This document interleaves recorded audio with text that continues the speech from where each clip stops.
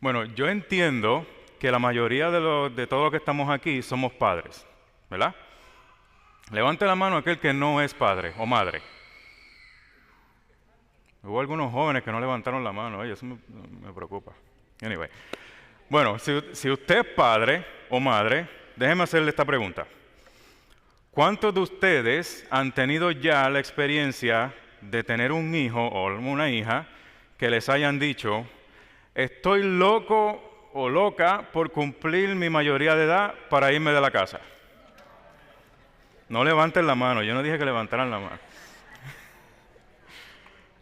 Quiero independizarme, quiero irme a vivir yo por mi cuenta, estoy loco por llegar a ser un adulto, quiero independizarme.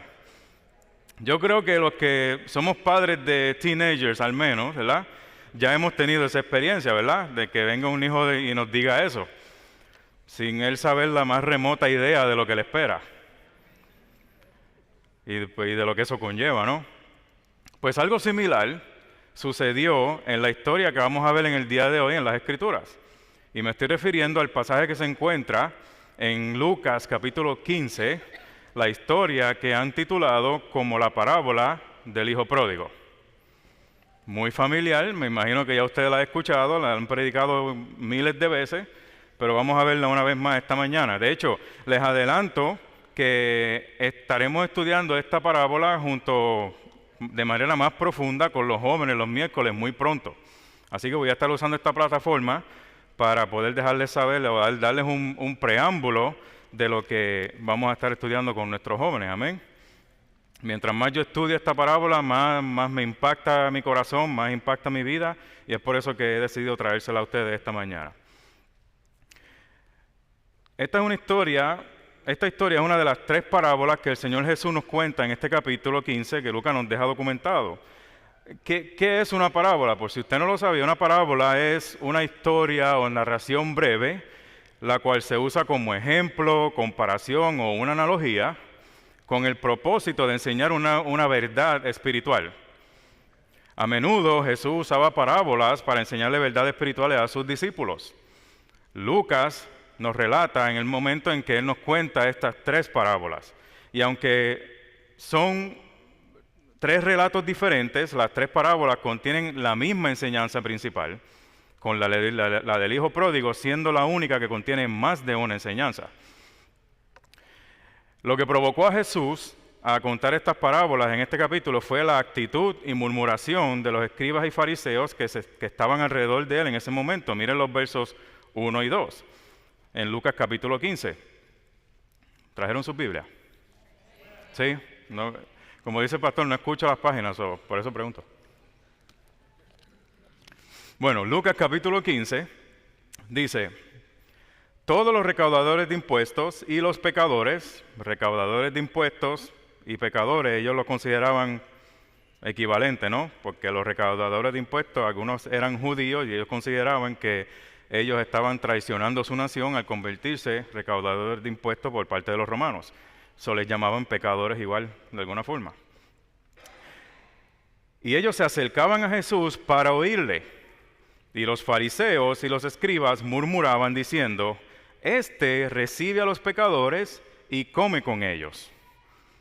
O sea, este hombre, para ellos era inconcebible de que una persona como Jesús, un maestro de la ley, un rabí, que él jangueaba con los pecadores, que él pasaba tiempo con los pecadores y hasta comía con ellos.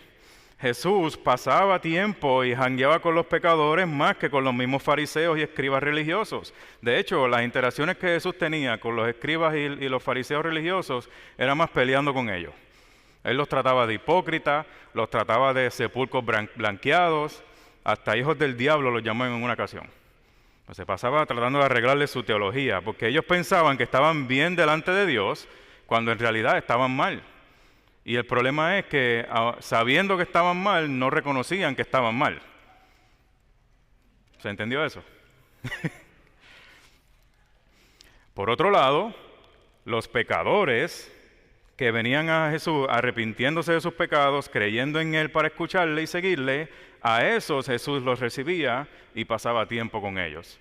Y los fariseos religiosos se murmuraban y criticaban a Jesús por eso. Y por eso es que en el verso 3 de este capítulo dice, entonces Jesús, al escucharlos murmurar, les refirió esta parábola diciendo. Entonces, en los versos 4 al 6, Él dice la misma parábola, la primera parábola. Él dice, si un hombre tiene 100 ovejas y se le pierde una, él no sale a buscar la que se le perdió, deja las otras 99 en el campo y sale a buscar la que se le perdió. Y cuando la encuentra, vuelve gozoso y reúne a sus amigos y vecinos diciéndole, alégrense conmigo porque encontré a la oveja que había perdido. Y en el verso 7 de Lucas dice, os digo que de la misma manera habrá más gozo en el cielo por un pecador que se arrepiente que por 99 justos que no necesitan arrepentimiento. Y en los versos 8 al 9 Jesús les cuenta la segunda parábola. Esta mujer tiene 10 monedas de plata y se le pierde una. Y ella enciende las luces, revuelca toda la casa, vira la casa patas arriba, como decimos nosotros, hasta que la encuentra. Y cuando la encuentra, reúne a sus amigas y a sus vecinas diciendo, alégrense conmigo porque encontré la moneda que se me había perdido. Y en el verso 10 Jesús vuelve y dice, de la misma manera os digo, hay gozo en la presencia de los ángeles de Dios por un pecador que se arrepiente. Es claro que este es el mensaje que Jesús nos quiere transmitir con estas palabras. Hay gozo por un pecador que se arrepiente. Ese es el tema de todo este capítulo. Entonces, lo que yo quiero que usted se lleve esta mañana es precisamente eso. Esta es mi proposición de este mensaje. Debemos alegrarnos, debemos gozarnos en la casa de Dios por un pecador que se arrepiente y vuelve a Dios sin importar las circunstancias. No importa si viene a Dios por primera vez o si vuelve después que se había alejado. Es por eso que este mensaje lo he titulado Del arrepentimiento al gozo eterno. Del arrepentimiento al gozo eterno. Entonces, ahí mismo, en donde estamos, en Lucas capítulo 15, quisiera que me acompañen desde el versículo 11 en adelante para poder ver esta tercera parábola que Dios nos cuenta, esta maravillosa historia a la cual le llamamos la parábola del hijo pródigo. ¿Por qué se le llama pródigo? Mi hermano, déjeme decirle algo por si no lo sabía. Pródigo no significa alguien que se fue y volvió. Porque en muchas ocasiones lo interpretamos de esa forma, sino que pródigo significa derrochador, malgastador, alguien que malgasta recursos desenfrenadamente y sin razón. Eso es una persona pródiga. Y este relato del hijo pródigo que nos cuenta Jesús, yo lo pude dividir en 5 escenas. Así que a manera de dinámica, yo quisiera que nos imaginemos que estamos en el cine y vamos a ver esta película o este episodio de esta serie. Y vamos a analizar cada escena para ver qué es lo que, cada enseñanza que tiene esta escena, teniendo en mente siempre la enseñanza principal que acabamos de mencionar. Así que antes de entrar en esta historia, debemos notar 3 personajes principales que Jesús nos presenta y qué representa cada personaje. Miren el verso 11. Y Jesús dijo, cierto hombre tenía 2 hijos. Ahí el Señor nos está introduciendo 3 personajes de esta historia. Había un hombre con sus 2 hijos. Había un padre, en otras palabras, y obviamente su hijo mayor y su hijo menor. El padre representa a Dios y su amor por el pecador arrepentido. Eso es lo que vamos a ver en esta historia. El hijo menor representa al pecador perdido, mientras que el hijo mayor representa la actitud indiferente hacia los pecadores al creerse justo, igual que los fariseos religiosos. Entonces vamos a entrar en la escena número 1, la cual yo he titulado El pedido del hijo menor. Miren los versos 11 al 13.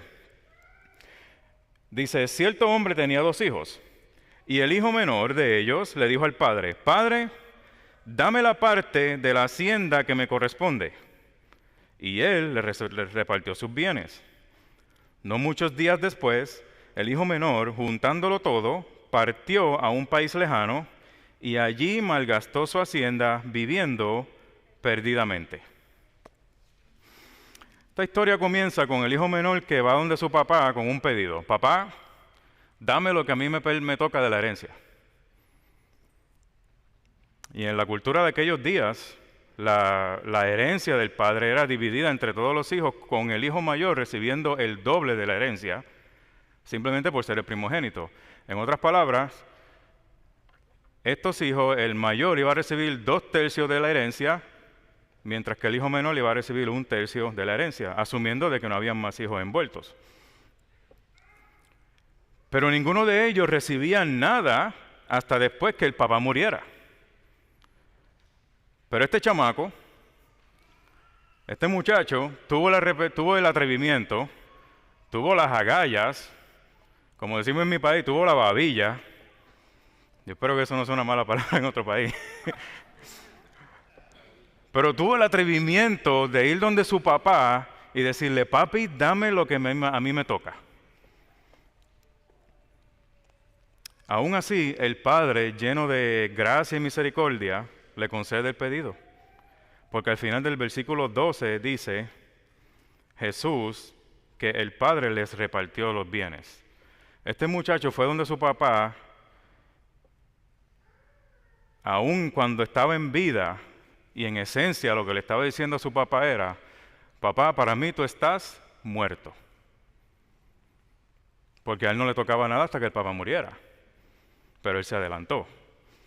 Ese fue el mensaje que él le transmitió a su papá. No solamente el hijo menor recibió su pedido, sino también el hijo mayor recibió también su parte. Y en el verso 13 dice Jesús que el hijo menor, juntando toda su herencia, abandona a su familia, se va lejos fuera de la sombrilla de su padre a vivir una vida de pecado y libertinaje, malgastando así su herencia. Este muchacho dijo, yo me voy, ya no quiero vivir bajo la autoridad de mi papá, quiero irme a vivir como me da la gana, sin que nadie me diga cómo yo tengo que vivir. Yo me imagino cómo se pudo haber sentido ese papá. Porque aunque Jesús no lo especifica, pero me imagino la conversación que tuvo que haber tenido en ese momento con su hijo. Hijo, ¿tú estás seguro de lo que tú estás haciendo? ¿Tú estás seguro de que tú estás ready para irte allá afuera tú solo? ¿Estás seguro que estás preparado? Me imagino también el dolor que sintió el padre al saber que su hijo básicamente consideraba a su papá muerto. Mis hermanos, quizás aquellos que quieren vivir una vida alejados de Dios piensan que eso es vivir una vida placentera y con libertad. Pero en realidad, para Dios, eso es vivir perdidamente. Vivir en rebeldía y fuera de la voluntad de Dios es vivir perdidamente. Muchos queremos tomar la provisión de Dios y las bendiciones de Dios para ir a vivir una vida de libertinaje y pecado, y al hacerlo, estamos diciéndole a Dios, para mí tú estás muerto. ¿Cuántas familias han tenido hijos que al cumplir su mayoría de edad ya quieren independizarse y vivir una vida como a ellos les plazca sin medir las consecuencias? Aun cuando nosotros los padres sabemos que no están ready. De la misma manera, ¿cuántas veces hemos querido alejarnos de la sombrilla de la autoridad, cobertura y dirección de Dios sin medir las consecuencias? Y esto nos lleva a la escena número 2, la cual he titulado Las consecuencias. Miren los versos 14 al 16. Cuando lo había gastado todo, vino una gran hambre en aquel país y comenzó a pasar necesidad. Entonces se fue y se acercó a uno de los ciudadanos de aquel país, y él lo mandó a sus campos a apacentar cerdos, y deseaba llenarse el estómago de las algarrobas que comían los cerdos, pero nadie le daba nada. No sé si usted se puede imaginar esta escena. Este muchacho no midió bien las consecuencias de vivir perdidamente. No supo manejar sabiamente los bienes que le había concedido su papá. No supo ser proactivo al ahorrar, invertir para cuando vinieran tiempos malos. Él deshonró a su papá al malgastar los recursos que su padre con tanto trabajo había acumulado para su familia. Llegaron tiempos malos en aquel país, a donde se fue y comenzó a pasar de necesidad, al punto de que un hombre lo usó para apacentar cerdos, mientras él pasaba hambre. Él cayó tan bajo que él deseaba comer de la comida de los cerdos. Y Jesús dice que nadie le daba nada. Dicho sea de paso, en aquella cultura el apacentar cerdos era lo más denigrante para un judío, ya que ellos consideraban el cerdo como un animal impuro. Este muchacho cayó bien bajo, tocó fondo. ¿Cuántas veces hemos querido alejarnos de Dios y por causa de las consecuencias del pecado hemos caído tan bajo y después de haber gastado todos nuestros recursos no nos queda más opción que mirar hacia arriba? La pregunta que yo me hago es, ¿por qué esperar a caer tan bajo para entonces regresar a Dios? ¿Por qué? Quizás pudiéramos darle varias respuestas a esa pregunta, pero es que simplemente está en nuestra naturaleza. Somos tercos, tenemos que darle con la cara al seto. Así decía mi papá. ¿Usted sabe lo que es el seto? Mi papá le llamaba el seto al muro, a la pared. Cuando tú vas corriendo y vas cegado y le das con la cara a la pared, mi papá decía, déjalo que le dé con la cara al seto para que aprenda. En otras palabras, tenemos que sufrir las consecuencias de nuestro pecado para poder aprender la lección. De hecho, las estadísticas dicen que la mayoría de la gente que se acerca a Dios lo hacen para afrontar tiempos de crisis, adversidad y traumas. Mientras estamos bien, en otras palabras, Dios no nos hace falta, ¿verdad?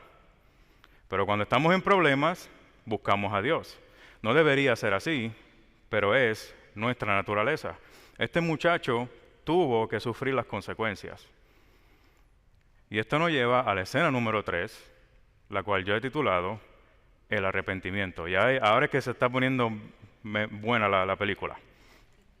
Miren el verso 17 al 19.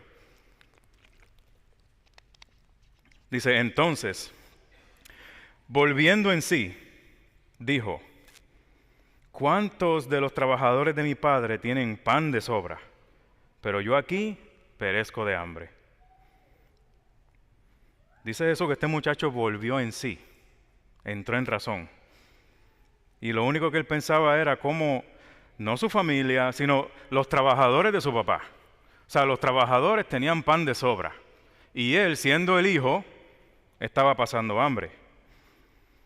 Y entonces toma una decisión y dice en el verso 18, me levantaré e iré a mi padre y le diré, Padre, he pecado contra el cielo y ante ti.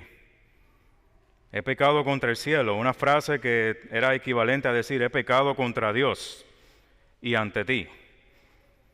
Ya no soy digno de ser llamado tu hijo. Hazme como uno de tus trabajadores. ¿Qué fue lo que llevó a este muchacho a volver en sí?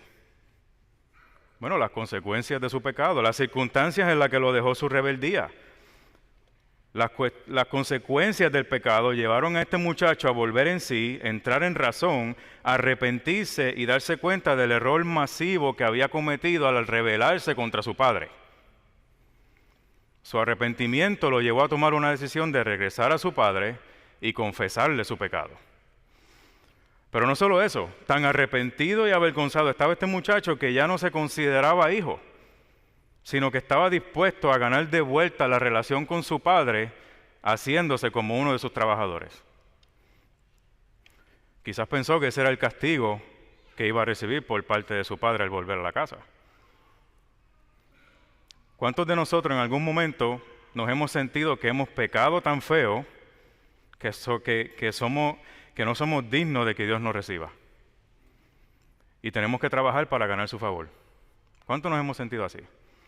Mis hermanos, en la mayoría de las ocasiones, Dios va a considerar necesario que suframos las consecuencias de nuestro pecado para que podamos llegar al arrepentimiento. Dios va a permitir que tú sufras las consecuencias de tu rebeldía y caigas en lo más bajo de tu vida para que entonces tengas no más opción que mirar hacia arriba y arrepentirte. La mala noticia es que Él va a permitir que sufra las consecuencias.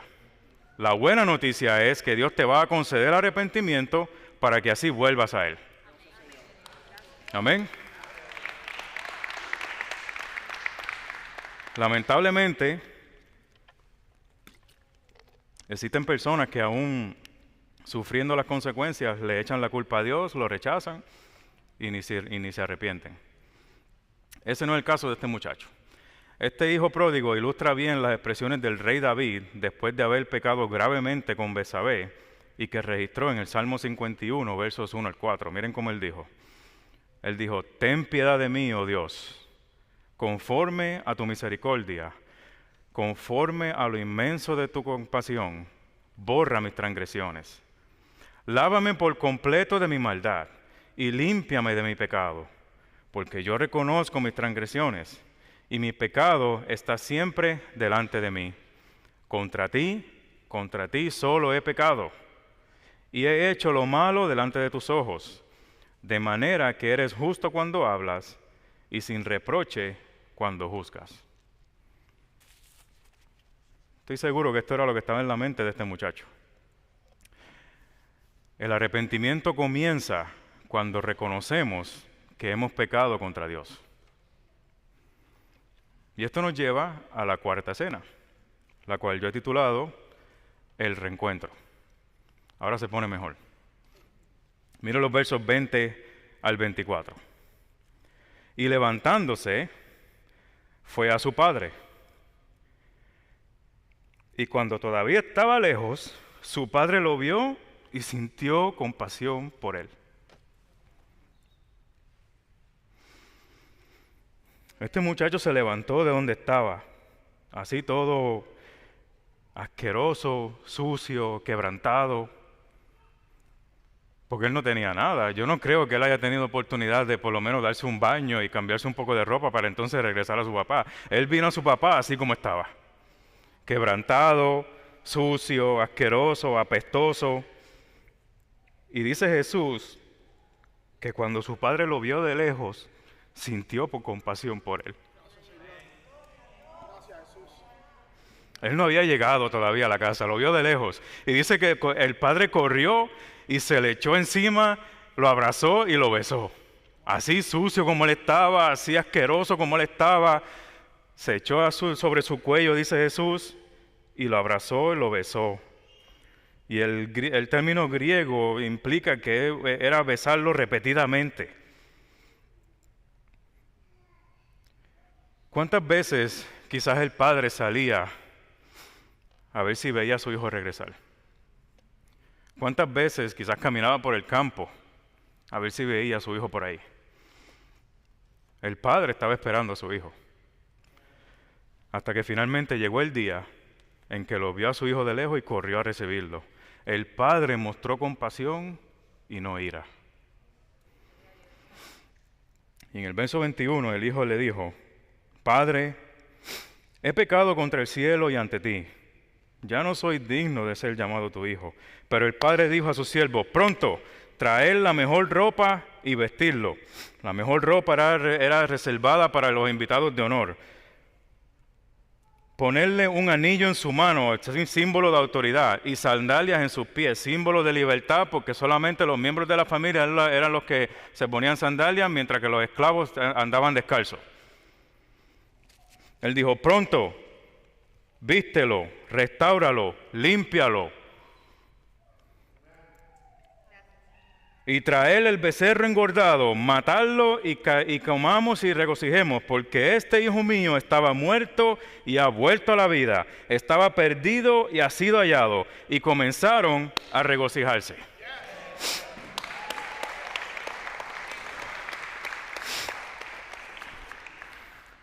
¿Se dieron cuenta de algo? Lo que el muchacho ensayó, él dijo, voy a ir a donde papi y le voy a decir, he pecado contra Dios, he pecado contra ti. Ya no soy digno de llamarme tu hijo. Hazme como uno de tus trabajadores. ¿Se dieron cuenta que él no tuvo tiempo de decir eso? El padre no lo dejó. El padre simplemente escuchó la confesión del pecado de su hijo y rapidito, restáuralo. Tráelo de vuelta como hijo. Eres mi hijo, yo te recibo de vuelta como mi hijo. No tienes necesidad de trabajar para ganarte mi amor. No tienes necesidad de trabajar para ganarte mi relación contigo. Pero usted sabía que el padre tenía todo el derecho de castigarlo.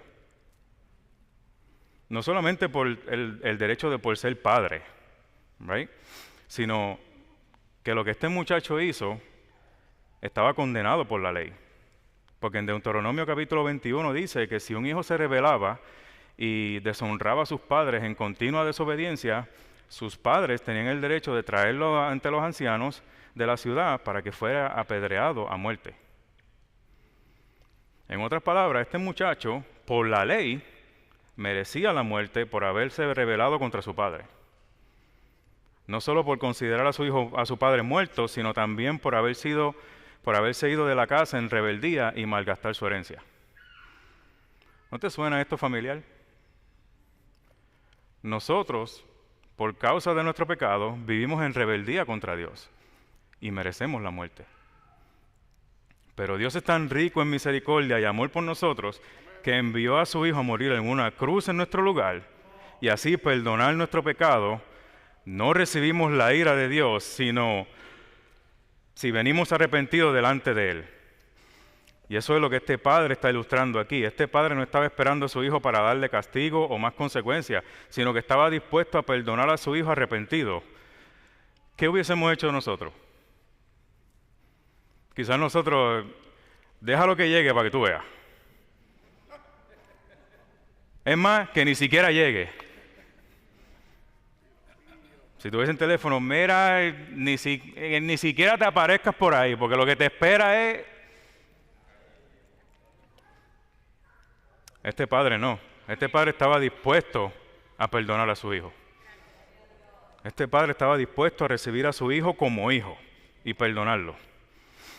No sé si ustedes se acuerdan, hace 2 domingos atrás, es más, el domingo del Día de los Padres, que el hermano Alfredo estuvo predicando aquí un mensaje poderoso. Dios como Padre fiel. Tremendo mensaje. Él mencionó en un momento, él tiene 2 hijas, y él mencionó de que él le dijo, en una ocasión le dijo a sus hijas, hijas, no importa lo que tú hagas, yo siempre voy a estar dispuesto a perdonarte.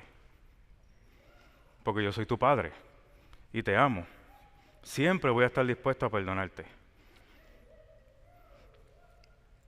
Mis hermanos, Dios te está esperando. Dios está esperando pacientemente a que vuelvas a Él en arrepentimiento y está dispuesto a perdonarte, restaurarte y recibirte como su hijo. Y cuando vuelvas, junto contigo aquí como iglesia, nos gozaremos y nos alegraremos, porque la Biblia dice que hay fiesta en el cielo delante de los ángeles de Dios por un pecador que se arrepiente.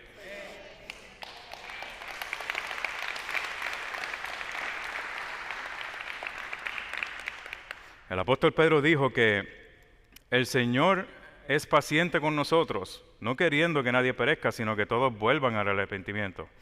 Y Juan capítulo 3, 17 dice que Dios no envió a su Hijo al mundo para juzgar al mundo o para condenarlo, si ya estábamos condenados, sino que Él envió a su Hijo al mundo para salvar al mundo. Hasta aquí parece que esta historia pudiese haber terminado bonito, ¿verdad? Colorín colorado, este cuento se ha acabado. Pero no, hay un problema. Y esto nos lleva a la escena número 5, la cual he titulado La indiferencia del hermano. Ahora se pone mejor la película, ¿verdad? Mira los versos 25 al 30. Y su hijo mayor, esto es después que el papá recibió a su hijo y formó tremendo party, tremenda fiesta y estaba todo encendido ahí, ¿verdad? Y su hijo mayor estaba en el campo y cuando vino, se acercó a la casa, oyó música y danzas. Y llamando a uno de sus criados le preguntó, ¿qué era todo aquello? Oye, ¿qué es eso? ¿Y ese party que está pasando ahí? ¿Quién está ahí? Y él le dijo, tu hermano ha venido y tu padre ha matado el becerro engordado porque lo ha recibido sano y salvo. El hijo mayor sabía lo que estaba sucediendo en cuanto a eso, porque cuando le dijeron, tu hermano llegó y tu padre mató el becerro engordado era reservado para ocasiones especiales, ocasiones significativas. Y en el verso 28 dice, entonces él se enojó y no quería entrar. Salió su padre y le rogaba que entrara. Miren cómo es este padre, miren la actitud de este padre. Pero respondiendo él le dijo al padre, mira, por tantos años yo te he servido y nunca he desobedecido ninguna orden tuya. Sin embargo, nunca me has dado ni un cabrito para regocijarme con mis amigos. Pero cuando este hijo tuyo, ni siquiera su hermano, ni siquiera lo consideraba su hermano. Él veía imposible llamarle a él su hermano. Pero cuando vino este hijo tuyo, que ha consumido tus bienes con rameras, mataste para él el becerro engordado. ¿Cómo es eso, papi? Explícame eso. Explícame cómo es que yo he estado contigo toda mi vida, nunca me he ido de la casa, nunca te he desobedecido. No, probablemente es una mentira, porque no hay manera de que tú obedezcas perfectamente. Pero ustedes saben la idea, ¿verdad? Yo he estado ahí contigo y tú nunca has hecho lo que has hecho por este hijo tuyo después de lo que él hizo, después de lo que él te hizo a ti. Explícame eso. Cualquiera de nosotros al ver la reacción de este hijo mayor pudiera pensar que no se le puede culpar. Yo no lo culpo. De hecho, al igual que yo me hubiese molestado si uno de mis hermanos le faltara el respeto a mi papá de esa manera. En mi casa, de 4 hermanos, yo soy el mayor. Y yo me hubiese molestado si uno de mis hermanos le falta el respeto a mi padre de esa manera. Si lo deshonra de esa manera. Como hermano mayor, yo me hubiese molestado, al igual que este hermano mayor. Pero ese no es el caso de este hermano mayor. Sino que el enojo de este hermano mayor es arrogante y egoísta. Miren de nuevo el verso 29. Él dice, pero respondiendo él, le dijo, yo te he servido tanto por tantos años y no te he desobedecido. Sin embargo, nunca me has dado un cabrito para regocijarme con mis amigos. Entonces, el hijo mayor no estaba tan molesto porque le faltaron el respeto y ofendieron a su padre. No estaba tan preocupado por el honor de su padre, ni por cómo él se sintió cuando su hermano menor se le rebeló. Sino que lo más que le preocupaba a él era su estatus, su prestigio y lo que pudiera obtener de su padre por su obediencia. Es claro que él no obedecía a su padre por amor, sino por interés. La relación de este hijo mayor con su padre era más de interés que una relación de amor. Déjame hacerte una pregunta. ¿Tú que te consideras estar cerca de Dios? ¿Cómo es tu relación con Él? ¿Es una relación de amor por Él o es una relación de interés? ¿Te molesta ver cómo después que un hermano o una hermana vivió una vida de pecado perdidamente y cuando vuelve Dios lo recibe, lo restaura y bendice su vida? ¿Te molesta eso? Sí, porque hay algunos de nosotros en la iglesia que no podemos aceptar ver eso. No, porque yo he estado en la iglesia toda mi vida y este que se fue al mundo y ahora regresa, hasta Dios lo bendice más a él que a mí. ¿Cómo es que después de la manera que esta persona vivió, ahora Dios lo bendice y yo que he estado en la iglesia todo el tiempo, hasta sirvo en ministerio, a mí quizás no me bendice tanto como a él o como a ella? He escuchado personas argumentar sobre esto usando la escena del ladrón colgado en la cruz. Cuando uno de los ladrones le dice a Jesús, acuérdate de mí cuando vengas en tu reino. Y Jesús le dice ahí, en ese momento ahí, desde ahora te digo que estarás conmigo en el paraíso. Muchas preguntas me han preguntado, ¿cómo es que este ladrón ahí así de repente, y yo que he estado todo el tiempo en la iglesia, yo que llevo una vida de servicio al Señor, y simplemente en ese momento vivió una vida como ladrón y asesino o lo que fuera, pero en ese momento ya Jesús lo recibe? ¿De cuándo acá la Biblia nos exige que tenemos que arreglar nuestras vidas para recibir el perdón de Dios? ¿De cuándo acá la Biblia exige que tú tienes que arreglar tu vida antes de que Dios te perdone. Lo único que Dios exige es arrepentimiento. Ven a Él así como estás. Después que te arrepientes y recibes el perdón de Dios, entonces Dios empieza a cambiar y a arreglar tu vida. No tomemos la misma actitud de los fariseos religiosos en el verso 2, la misma actitud que tomó el hermano mayor del hijo pródigo. Y esto nos lleva a la conclusión de este relato, la que él titulado, es necesario hacer fiesta por un pecador que se arrepiente. Versos 31 al 32 dice, y él le dijo, ese es el papá, después que el hijo le dijo, se le quejó, ¿verdad?, del hermano y no quería entrar a la fiesta, el papá le dijo, hijo mío. Esa frase nada más, ya yo puedo percibir la ternura del padre. Este padre tenía 2 hijos perdidos en su familia. Uno fuera de la casa y el otro, aunque dentro de la casa, estaba siendo perdido. Pero el padre, con esa ternura, con esa misericordia, con esa compasión, le dice, hijo mío, tú siempre has estado conmigo y todo lo mío es tuyo. Pero era necesario hacer fiesta y regocijarnos porque tu hermano, estaba muerto y ha vuelto a la vida. Estaba perdido y ha sido hallado. Alégrate por tu hermano.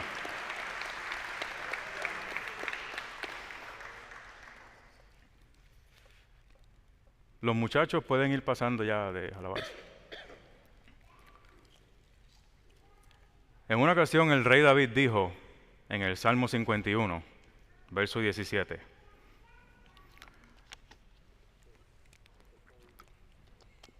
dijo el rey David en este salmo, los sacrificios de Dios son el espíritu contrito, al corazón contrito y humillado, oh Dios, no despreciarás.